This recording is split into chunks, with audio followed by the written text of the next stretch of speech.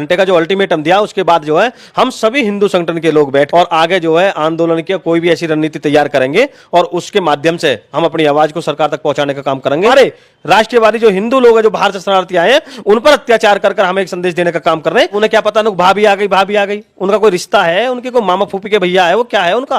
हर तरीके से लेके जासूसी से, खुफिया विभाग से, आतंकवादियों से, इन सभी गतिविधियों को ध्यान में रखते हुए 150 करोड़ की आबादी के लोगों की आस्था को ध्यान में रखते हुए एक संपूर्ण तरीके से पूरे प्रोटोकॉल के साथ सीमा हैदर की विशेष रूप से ध्यान रखते हुए जांच की। दोस्तों एक बार फिर आपका स्वागत है हमारे चैनल पर। मैं इस समय दादरी कस्बे के बिल्कुल नजदीक हूं। मेरे साथ गौरक्षा दल के राष्ट्रीय अध्यक्ष वेदनागर जी हैं और वेदनागर जी जो पाकिस्तानी महिला सीमा हैदर आई है उसे भगाने का अल्टीमेटम दे चुके हैं। इनके द्वारा सरकार को 72 घंटे का अल्टीमेटम दिया गया है कि 72 घंटे में अगर सरकार द्वारा सीमा हैदर को वापस पाकिस्तान नहीं भगाया गया तो ये एक बड़ा आंदोलन करेंगे। जो बहुत सारे हिंदू संगठन हैं उनसे वार्तालाप करेंगे, उनसे चर्चा करेंगे और सभी लोग मिलकर इसके खिलाफ सड़कों पर आंदोलन करेंगे और लोगों को जागरूक भी करेंगे। लेकिन एक बहुत बड़ा जो धड़ है, जो बहुत बड़ा तबका है, वो सीमा हैदर के पक्ष में भी दिखाई दे रहा है। सीमा हैदर को अपनी भाभी मान चुका है। तो इन दोनों के बीच में क्या कोई टकराव भी होने वाला है या सरकार क्या इनकी बात मानेगी या नहीं मानेगी, इसी पर आज चर्चा करने के लिए हम वेदनागर जी के पास आए हैं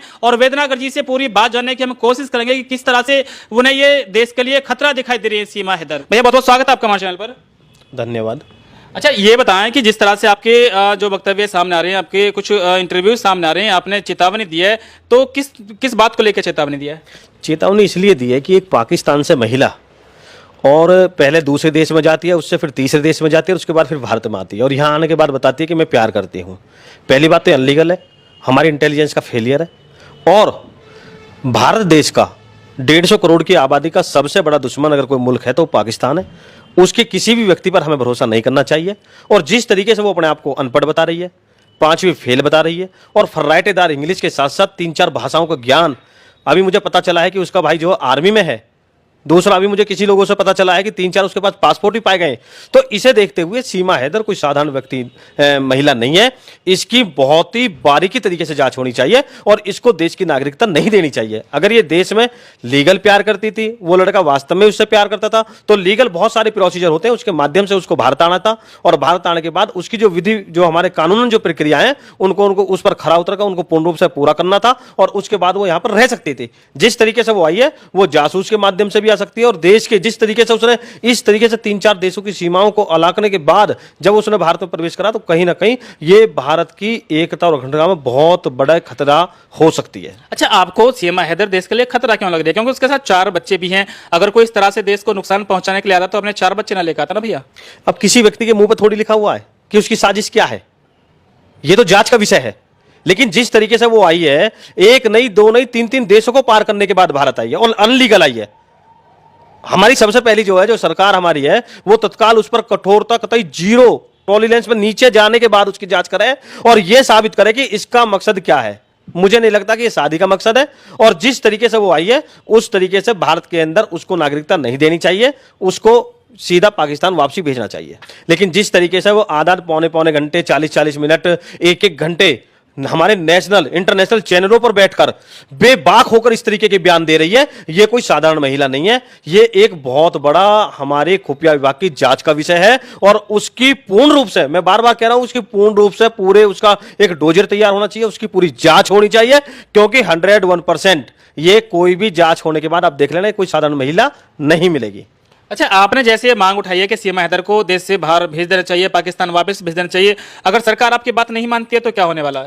नहीं, सरकार अगर हमारी बात नहीं मानती तो अभी तो ये जांच का विषय है, लेकिन हमने 72 घंटे का जो अल्टीमेटम दिया उसके बाद जो है हम सभी हिंदू संगठन के लोग बैठकर और आगे जो है आंदोलन की कोई भी ऐसी रणनीति तैयार करेंगे और उसके माध्यम से हम अपनी आवाज को सरकार तक पहुंचाने का काम करेंगे। लेकिन आपके चैनल के माध्यम से मैं ये बात जरूर बताना चाहता हूं कि भारत देश के अंदर कोई कमजोर या ऐसी सरकार नहीं है जो इन विषयों को गंभीरता से ना ले।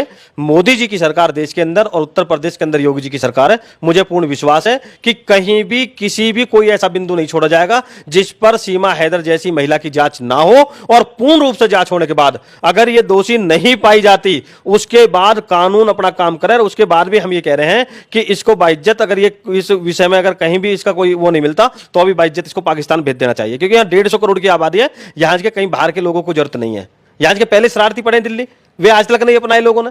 जो हिंदू आए हैं पाकिस्तान से पीड़ित होकर, वो हजारों की संख्या में अलग अलग जत्थे में पड़े हैं। कहीं वहां पे राजस्थान में जो है डीएम उन पर अत्याचार करा रहे हैं, उनको भगा रहे हैं, उनके घरों को तोड़ रहे हैं। दिल्ली के अंदर वो तंबुओं में पड़े हैं, वो भूखे मर रहे हैं, उनके लिए कोई व्यवस्था नहीं है। दिल्ली सरकार उनके साथ ऐसा कर रही है। तो ये जहां जहां जो है ऐसी सरकारें हैं, चाहे वो दिल्ली के अंदर हो, राजस्थान के अंदर हो, वो कहीं ना कहीं हमारे सामने एक उदाहरण पेश कर हमारे राष्ट्रवादी जो हिंदू लोग हैं, जो बाहर से शरणार्थी आए हैं, उन पर अत्याचार कर हमें एक संदेश देने का काम कर रहे हैं। तो हमें ऐसी किसी भी सीमा हैदर जैसी जो ये स्टोरी है, इस पर विश्वास नहीं करना चाहिए और गंभीरता से जांच करनी चाहिए। अच्छा, जैसे आप विरोध कर रहे हैं सीमा हैदर का, लेकिन बहुत सारे लोग हैं जो सीमा हैदर के पक्ष में भी है, उन्हें भाभी मान चुके हैं, भाभी भाभी कहकर उनका संबोधन कर रहे हैं। तो जब आप विरोध कर रहे हैं, वो लोग इनके समर्थन में खड़े होंगे तो फिर क्या होगा? जब हम इसका विरोध कर रहे हैं तो हमारा विरोध ऐसा नहीं है कि हम किसी ऐसी महिला का विरोध कर रहे हैं।